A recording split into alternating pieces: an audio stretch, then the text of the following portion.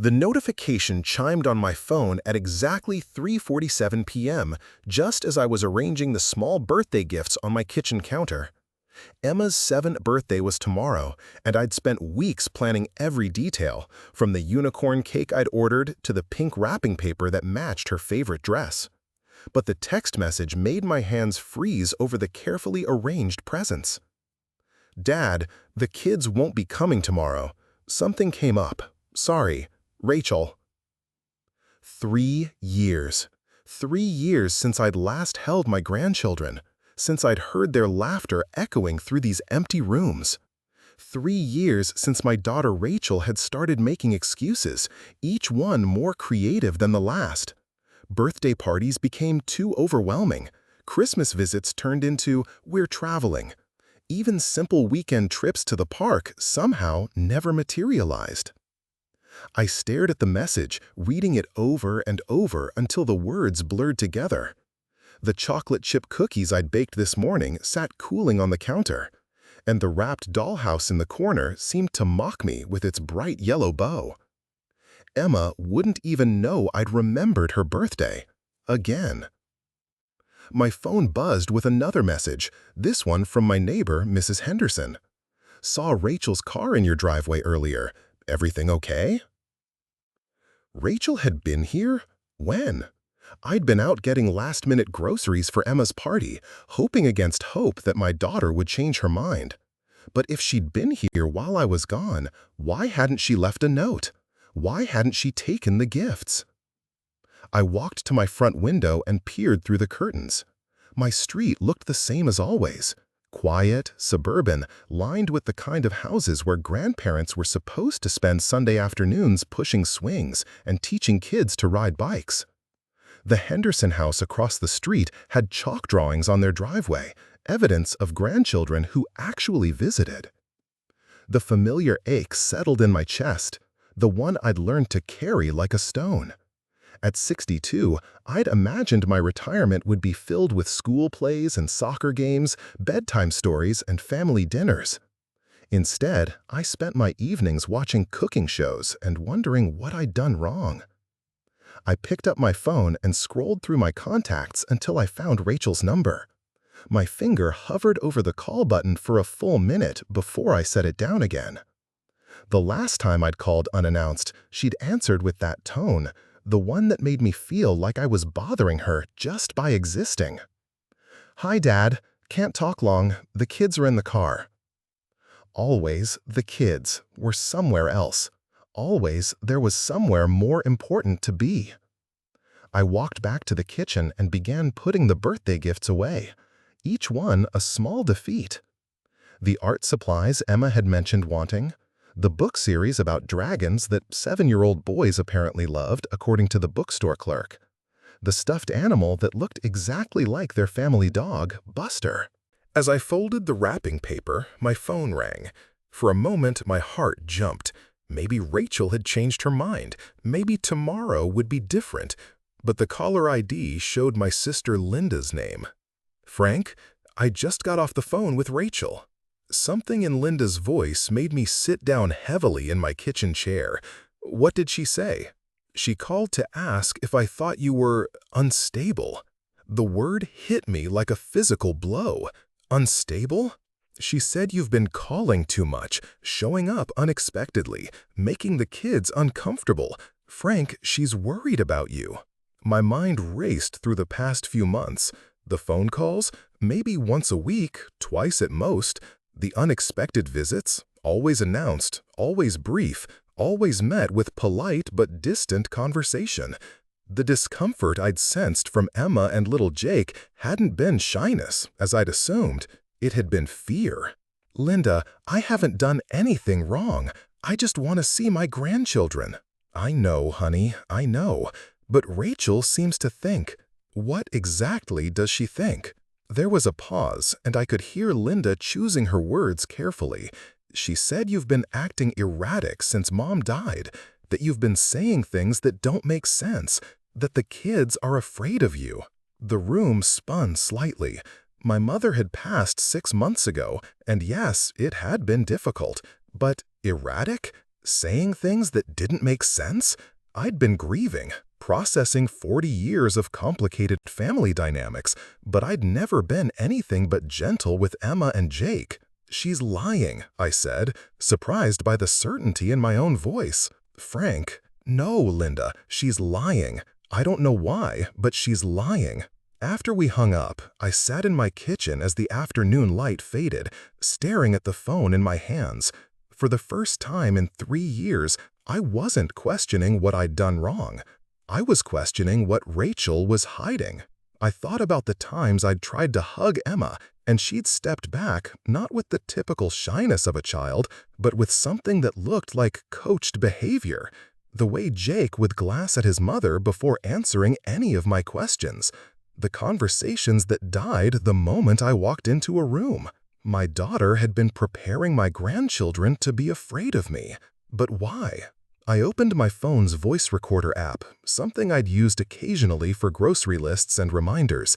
Tomorrow, I decided, I would start documenting everything. Every conversation, every interaction, every lie Rachel told about me. Because somewhere in those lies, I was going to find the truth. The birthday gifts remained wrapped and waiting on my counter, but now they felt different. Not like symbols of rejection, but like evidence of who I really was. A grandfather who remembered birthdays, who cared about unicorns and dragons, who just wanted to love his family.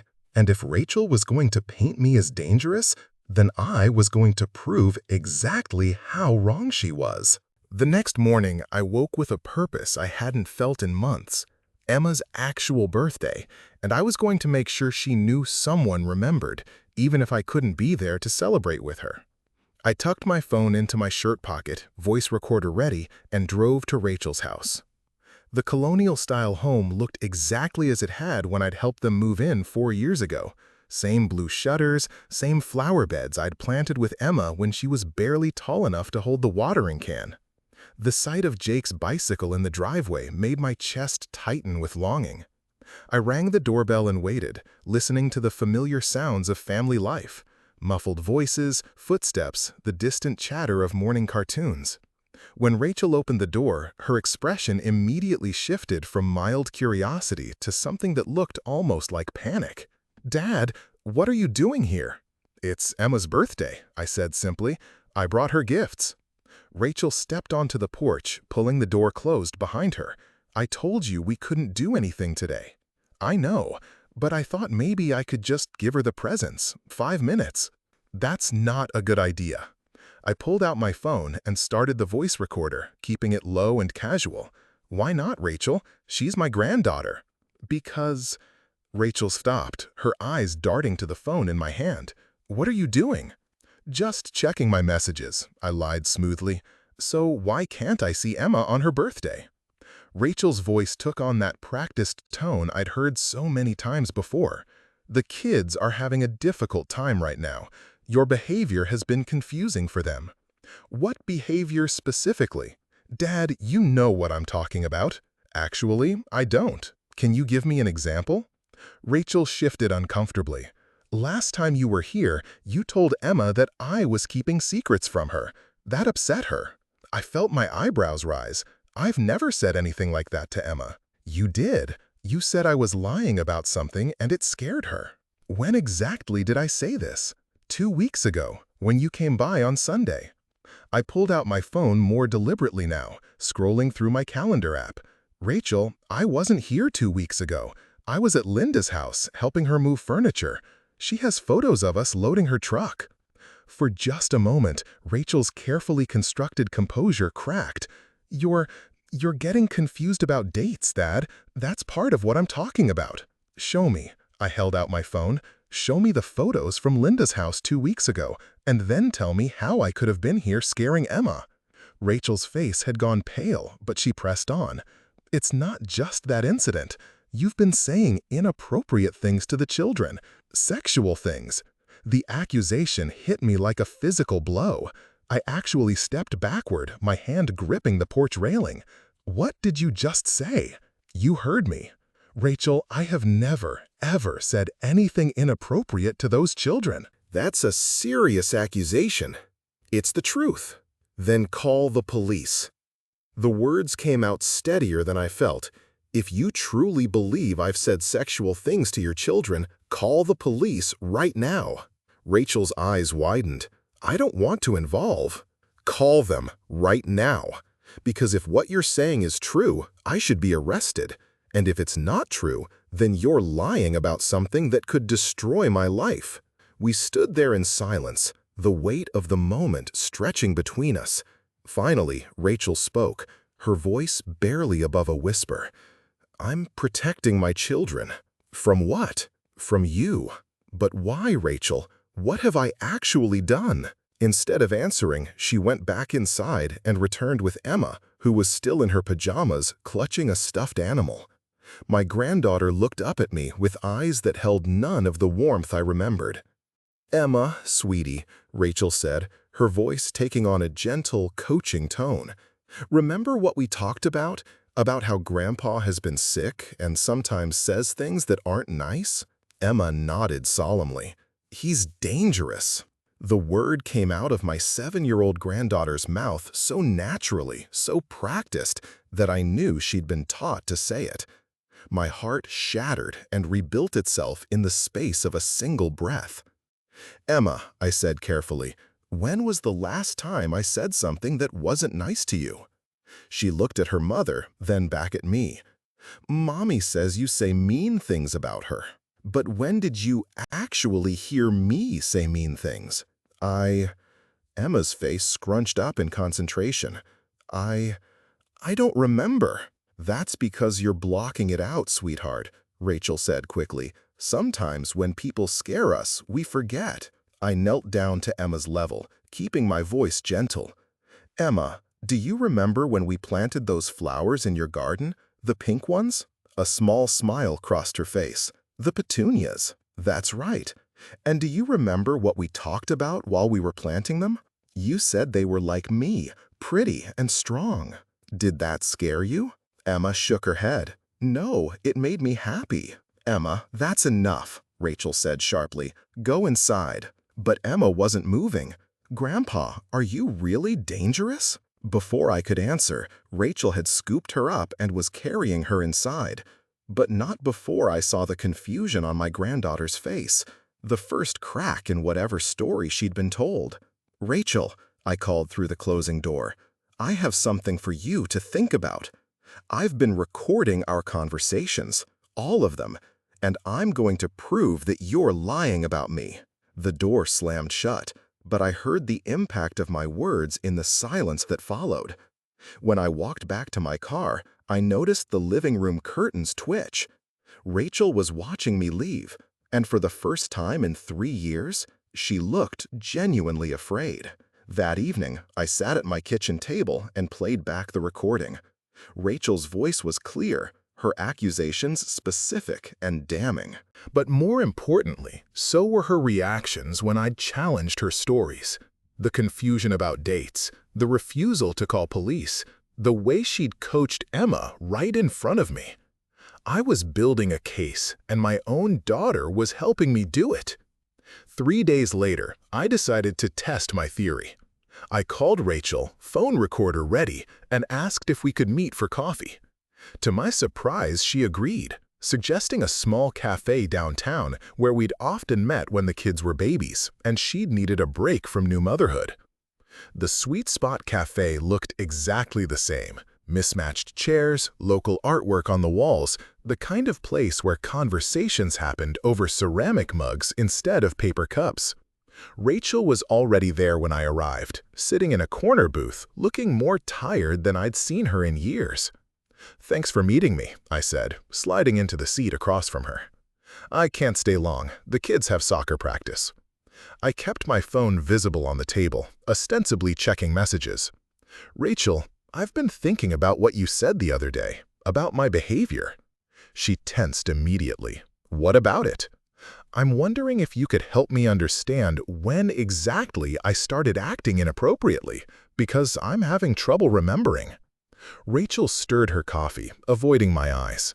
"It's been gradual, since Mom died, really. Can you give me a specific example? Something concrete that I did or said?" Dad, we've been through this. Humor me. One specific incident.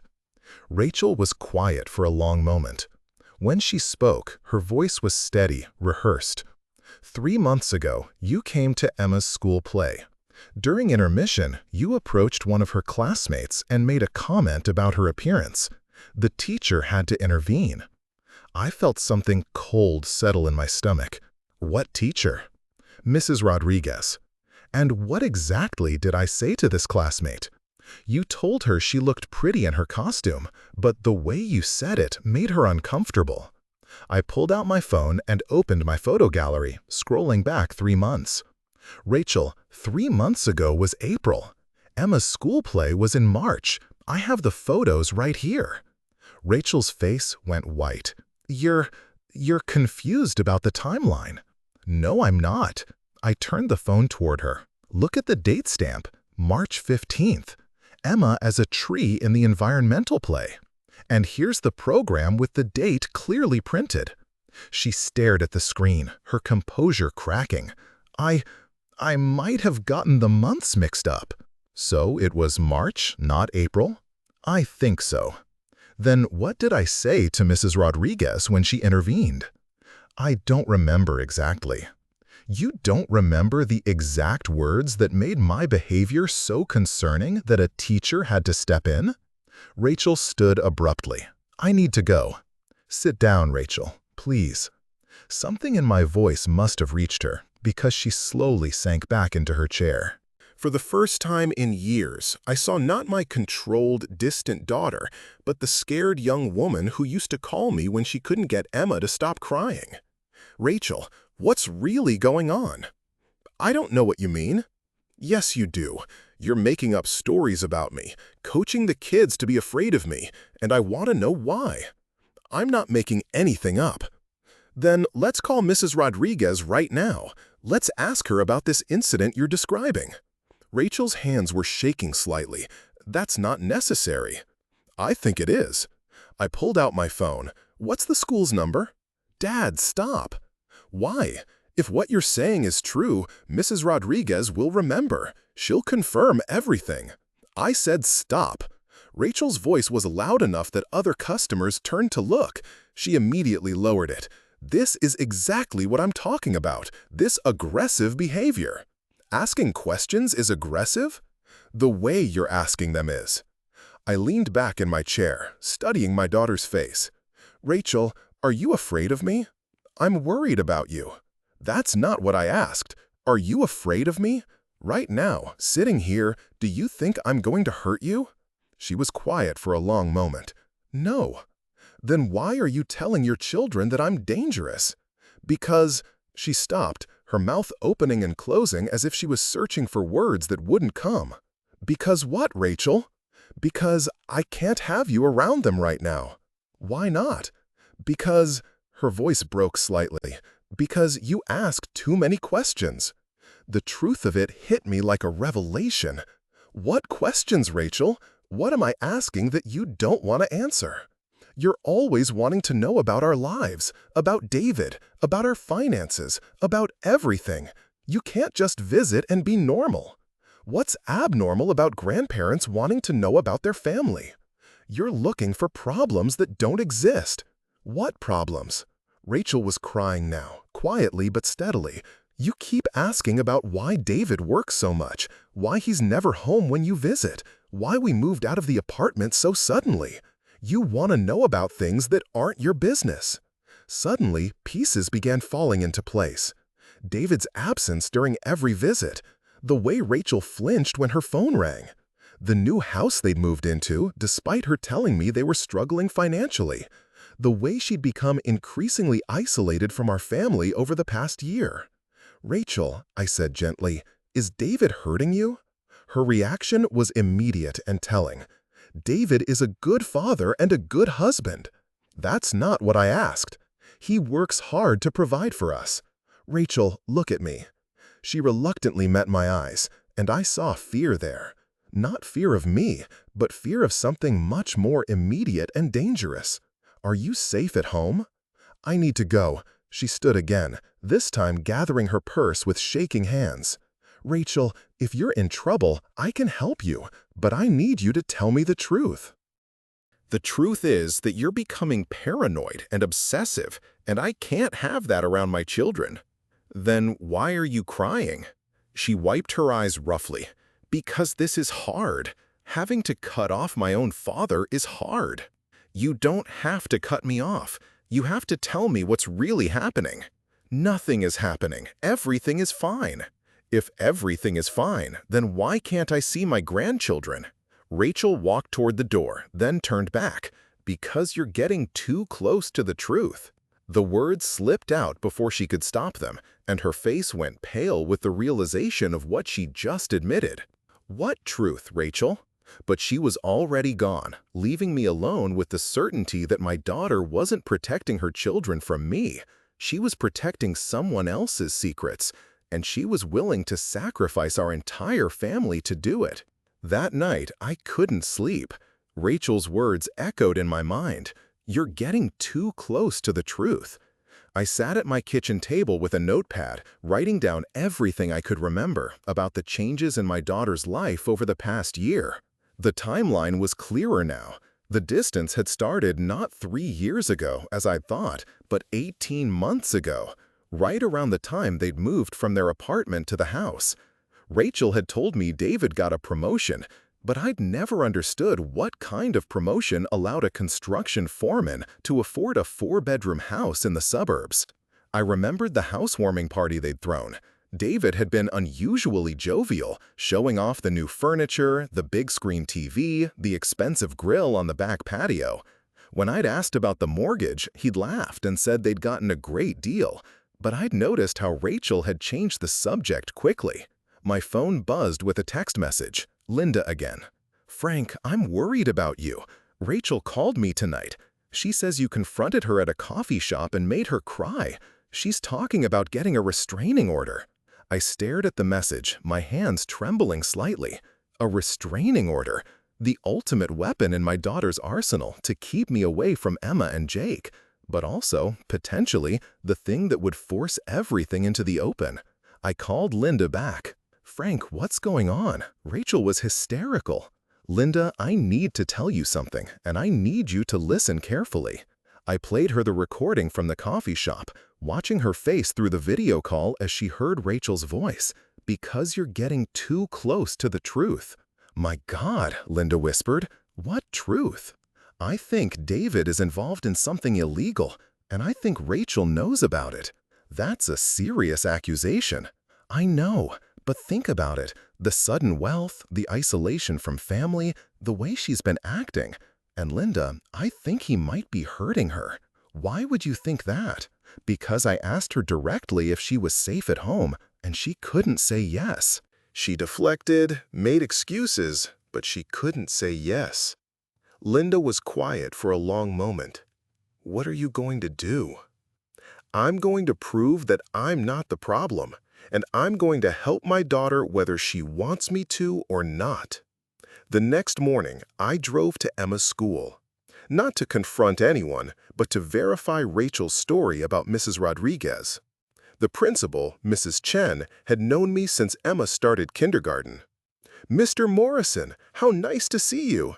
Are you here for Emma's art show? Actually, I wanted to ask you about something. My daughter mentioned that there was an incident at the school play in March, something involving me and Mrs. Rodriguez. Mrs. Chen's expression shifted to confusion. An incident? I don't recall any incident. The play went beautifully, and you were lovely with all the children afterward. Several parents mentioned how sweet you were, helping kids find their parents in the crowd. There was no complaint about my behavior? None at all. In fact, Mrs. Rodriguez specifically mentioned how patient you were with Emma when she was nervous about her costume. I felt a mixture of relief and heartbreak. Relief that I wasn't losing my mind. Heartbreak that my daughter was so desperate to keep me away that she'd fabricate incidents involving my grandchildren's safety. Mrs. Chen, has anyone from my family contacted you about concerns regarding my behavior? No, should they have? I hope not, but if they do, I want you to know that I'm happy to discuss any concerns directly. Of course. Mr. Morrison, is everything all right? I'm not sure, but I'm working on it. That afternoon, I decided to take a different approach. Instead of confronting Rachel directly, I would gather information. I drove to their neighborhood and parked across the street from their house, just watching. I felt like a stalker, but I needed to understand what was happening in my daughter's life. At 4:30, a black BMW pulled into the driveway. David got out, and even from a distance, I could see the tension in his movements. He slammed the car door, kicked at a toy on the lawn, then stopped himself and looked around as if checking to see if anyone had witnessed his moment of anger. 20 minutes later, Rachel came outside with a garbage bag. She was limping slightly, favoring her left leg. When she bent to pick up the toy David had kicked, I saw her wince. My phone buzzed. A text from an unknown number. "Stop watching our house or I'll call the police." David, he'd seen me. I started my car and drove away, but not before I saw him emerge from the house and walk to where Rachel was standing. Even from a distance, I could see him grab her arm, see her pull away, see the fear in her posture. That evening, I called the police non-emergency line. "I'd like to report a possible domestic violence situation." "Are you in immediate danger, sir?" "No, but I believe my daughter might be." I explained the situation as objectively as I could. The officer was patient but clear about the limitations. "Sir, without evidence of actual violence or a complaint from the victim, there's not much we can do. We can do a welfare check, but if she denies there's a problem, I understand. But I want it documented that I called." Of course. After I hung up, I sat in my living room looking at the birthday gifts still wrapped on my counter. Emma's 7th birthday had passed without celebration, at least not with me. But somewhere in that house, my granddaughter was growing up, believing her grandfather was dangerous, while the real danger lived under her own roof. I picked up my phone and sent Rachel a text. "I know you're scared. I know you're protecting them the only way you know how. But you don't have to do this alone. I'm here when you're ready to tell me the truth." The response came back immediately. "Stay away from us. I'm filing for a restraining order tomorrow." But then, 3 hours later, another message. "Dad, I'm sorry. I can't. I just can't." And finally, at 2 a.m., one last message. "If something happens to me, make sure the kids know I love them." I didn't sleep that night. I sat by my phone, waiting for another message, hoping for another message, terrified of what that final message might mean. The next morning, I woke to the sound of sirens, multiple sirens, heading in the direction of Rachel's neighborhood. My heart hammered as I grabbed my phone and keys, Rachel's final message burning in my memory. "If something happens to me, make sure the kids know I love them." I drove through the suburb faster than I should have, following the red and blue lights that seemed to be converging on my daughter's street. When I turned the corner, I saw them. 3 police cars, an ambulance, and a fire truck, all parked in front of the house with the blue shutters and the flower beds I'd planted with Emma. I parked at the end of the street and walked toward the chaos, my legs feeling like they might give out. A police officer stopped me at the yellow tape. "Sir, you need to stay back. That's my daughter's house. My daughter and grandchildren live there." The officer's expression softened slightly. "What's your name, sir?" "Frank Morrison." "Rachel Morrison is my daughter." "Let me check with the detective." I stood behind the yellow tape, watching EMTs wheel someone out on a stretcher. The person was covered, but I could see long dark hair hanging over the edge.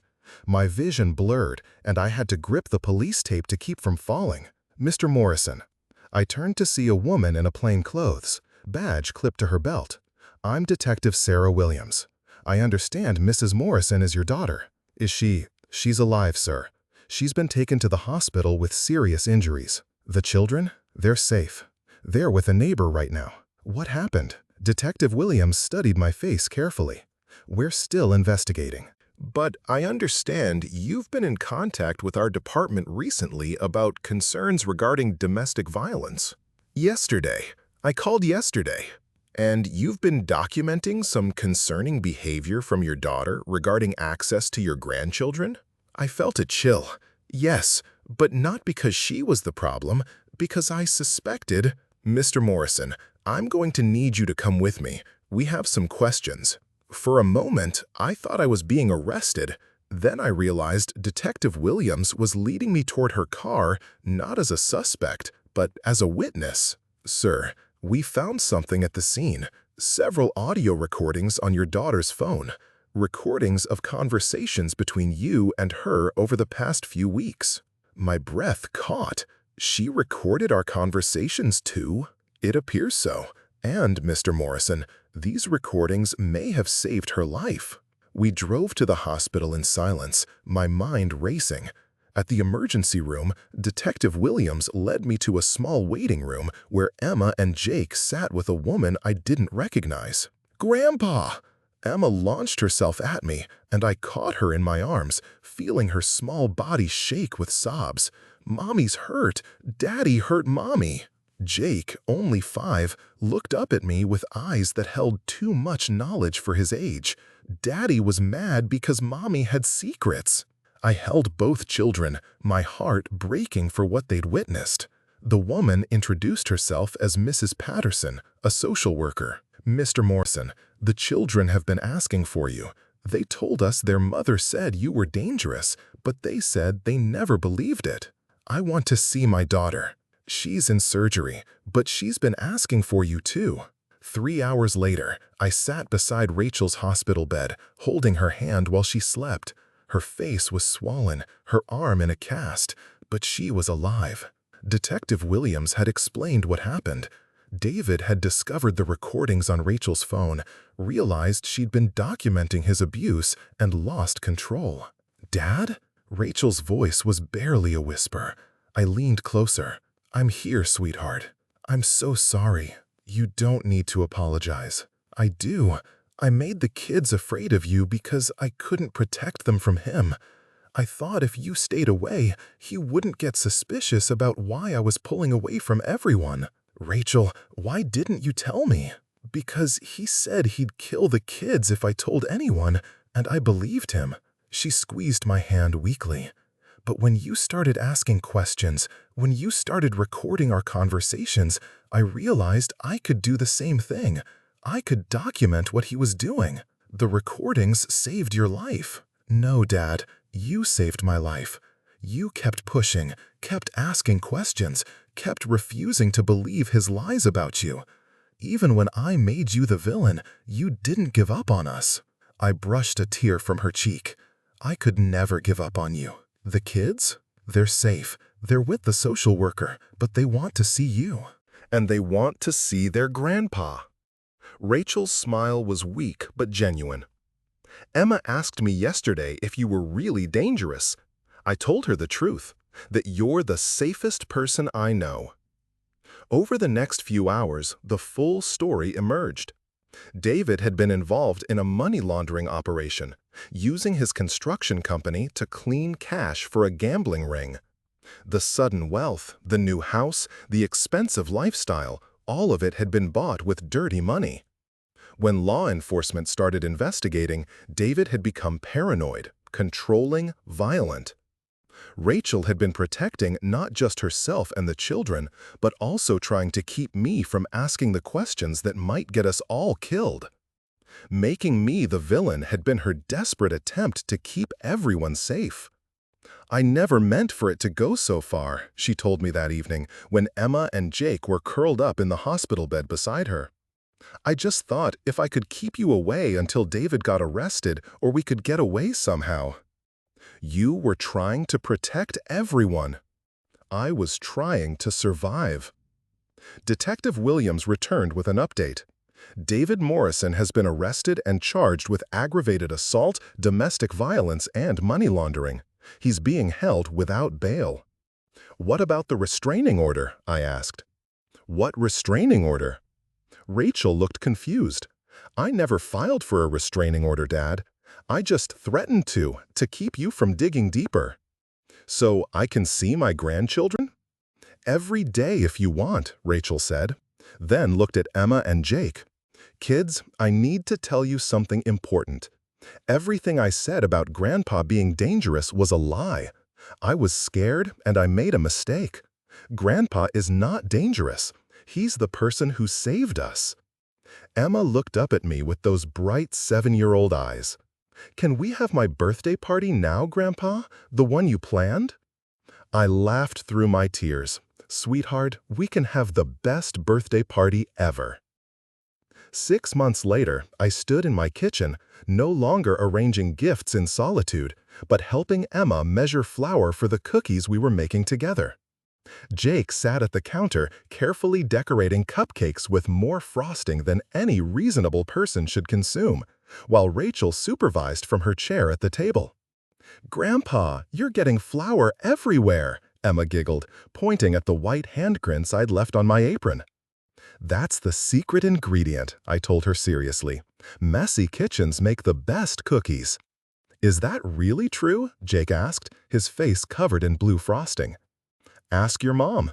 She used to help me make cookies when she was your age, and she was the messiest baker in the whole state." Rachel laughed, the sound lighter than I'd heard it in years. "I was not messy. I was thorough." "Thoroughly messy," I corrected, dodging the dish towel she threw at me. The house felt alive again, filled with the chaos and laughter I'd dreamed about during those long, empty months. Emma's artwork covered my refrigerator. Jake's toy cars created obstacle courses throughout the living room, and Rachel's books were scattered across every surface as she worked on her degree in social work. "I want to help other women who are trapped," Shed told me a few weeks after.